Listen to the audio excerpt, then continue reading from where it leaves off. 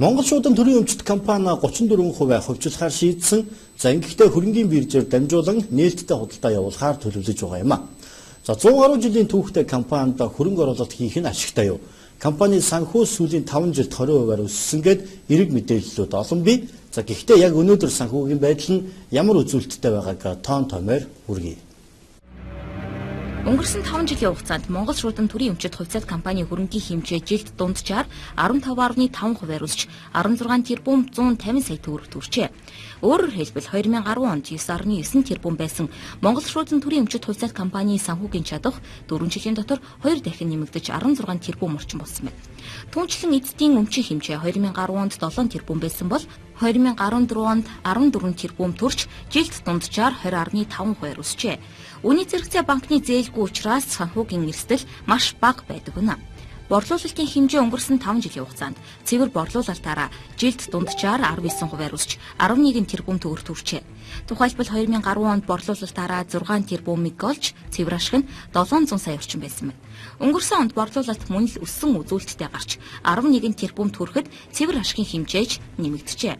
За үүнээс харуул компани хөрөнгийн хэмжээ тасралтгүй өсч байгаа нь үйл ажиллагааны цар хүрээ хэлсээр байгааг илтгэж байна. Түүнчлэн эдийн засгийн хүндрэлтийн үед банкны зээлгүй байгаа нь давуу тал. Орлогын хувьд сүүлийн 5 жилд тогтмол өсөлттэй байгаа нь шинээр бүтээгдэхүүн үйлчилгээ нэвтрүүлж зах зээлээ хэлсэнтэй холбоотой. Үүний үр дүнд компани жил бүр ашигтай ажиллаж байгаа нь компани санхүүгийн чадвар сайн байгаагийн илэрлэгж зах зээлийн шинжээчид дүгнэж байна. Өнөөдрийн байдлаар тус компани нь 94 жилийн түүхтэй 100% төрийн өмчит ангиллын лиценз бүхий амжилттай ажиллаж байгаа цөөхөн компани нэг. Өдгөө дотоодын шуудангийн зах зээлийн 95%-ийг дангаараа эзэлж байгаа бол олон улсын буйхай шуудангийн зах зээлийн 30%-ийг эзэлж байна. Гэхдээ эдийн засгийн хүндрэлтэй ийм үед хөрөнгийн биржээр дамжуулан худалдаанд оролцох эрсдэлтэй юу?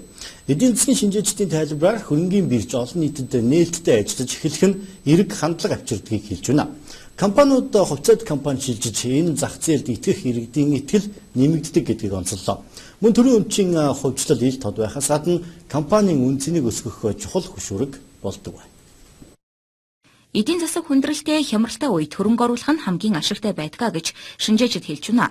Учир нь хямралын үед хувьцааны үнэ бодит үнэлгээнээс буурдаг, эдийн засаг сэргээх үед эргээд үн өндөр хувиар өсч хөрөнгө оруулагчид өгөөж хүртдэг байна.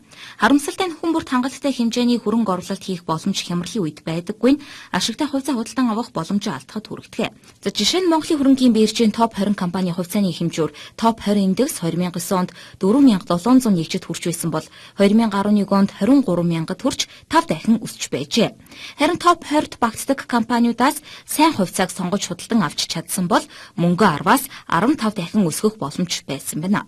Үнэт цаасны зах зээлийн нэг дахин иргэдэд тустай ач холбогдол нь юу вэ гэхээр зэрэг заавал өөрөө одоо хувийн бизнес эрхлэхгүйгээр компаниудын хувьцааг олж эзэмшснээрээ тэр компани эзэмшигчийн нэг болоод явнаа. Тэгээ тэндээсээ нэмэгдэл орлого авах боломж бүрднэ гэдэг нь бол хамгийн чухал ач холбогдол нийтээ. Ерөөсөө хувьцаа авахдаа холн юун дээр тулгуурлах зэрэг ирээдүйд авах ногдол ашгаа бодоод үйл ажиллагаа нь ашигтай тийм компаниудын хувьцааг худалдаж авах нь бол зүйтэй байд.